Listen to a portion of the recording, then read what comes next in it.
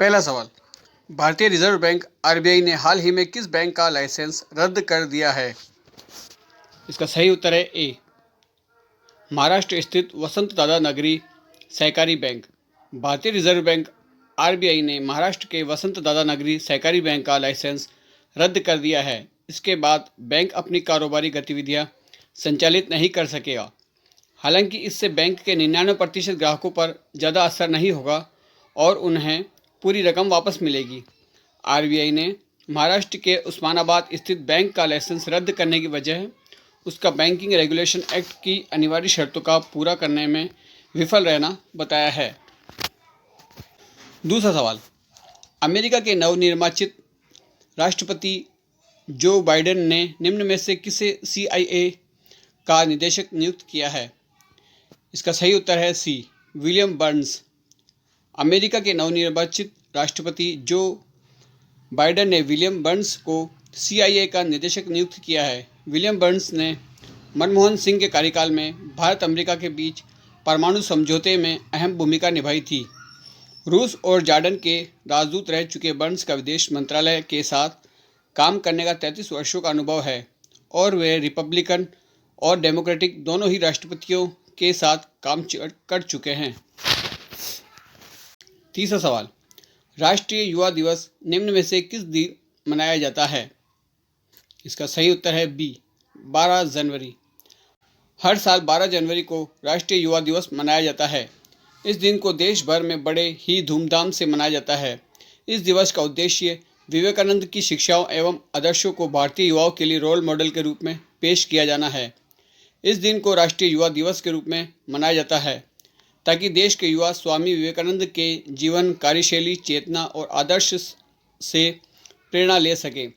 राष्ट्रीय युवा दिवस के रूप में स्वामी विवेकानंद के जीवन दिवस को मनाने के लिए वर्ष 1984 में भारतीय सरकार द्वारा घोषणा की गई थी।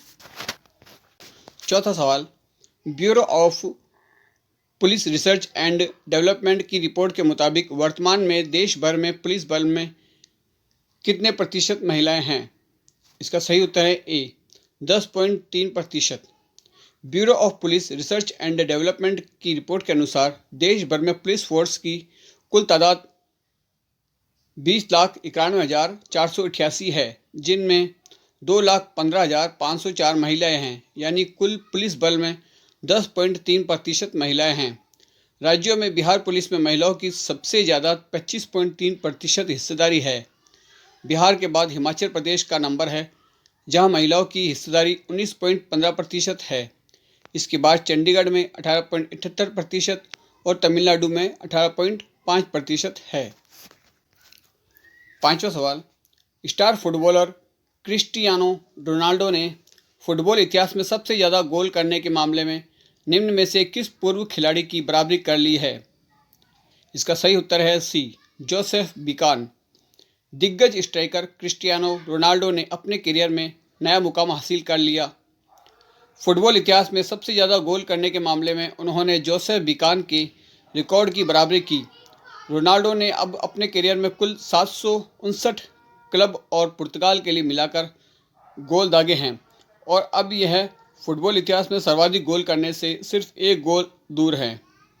छठा सवाल, किस देश की सरकार ने हाल ही में कोविड-19 में मुकाबला करने के लिए भारत को 2,113 करोड़ रुपए की ऋण सहायता प्रदान करने की घोषणा की है? इसका सही उत्तर है ए, जापान। जापान की सरकार ने हाल ही में कोविड-19 से मुकाबला करने के लिए भारत को 2,113 करोड़ रुपए की ऋण सहायता प्रदान करने की घोषणा की है। यह सहायता एक प्रकार का आधिकारिक विकास सहायता ऋण है। इसका उपयोग कोविड-19 के कारण प्रभावित गरीबों और कमज़ोर परिवारों को सामाजिक सहायता प्रदान करने में भारत के प्रयासों का समर्थन करने के लिए किया जाएगा। सातवां सवाल, निम्न में से किस केंद्रीय मंत्री ने कोयला खदानों के संचालन के लिए सिंगल विंडो क्लियरेंस सिस्टम की शुरुआत की? इसका सही उत्तर है डी, गृह मंत्री अमित शाह। केंद्रीय गृह मंत्री अमित शाह ने कोयला खदानों के संचालन के लिए सिंगल विंडो क्लियरेंस सिस्टम की शुरुआत की। गृह मंत्री बोले कि मोदी सरकार लगातार कोयला क्षेत्र में पारदर्शिता लाने का काम कर रही है। केंद्रीय गृह मंत्री बोले कि अब कोयला क्षेत्र में सिर्फ बड़े ही नहीं बल्कि छोटे हिस्सेदार का भी सम्मान किया जा रहा है। पीएम मोदी का लक्ष्य आत्मनिर्भर भारत का है। दुनिया का सबसे इंटेलिजेंट युवा मेहनतकश मजदूर हमारे पास है। 8वां सवाल, केंद्रीय वित्त मंत्री द्वारा निर्धारित शहरी स्थानीय निकायों में सुधारों को लागू करने के मामले में आंध्र प्रदेश और मध्य प्रदेश के बाद कौन सा राज्य तीसरा राज्य बन गया है? इसका सही उत्तर है सी, तेलंगाना।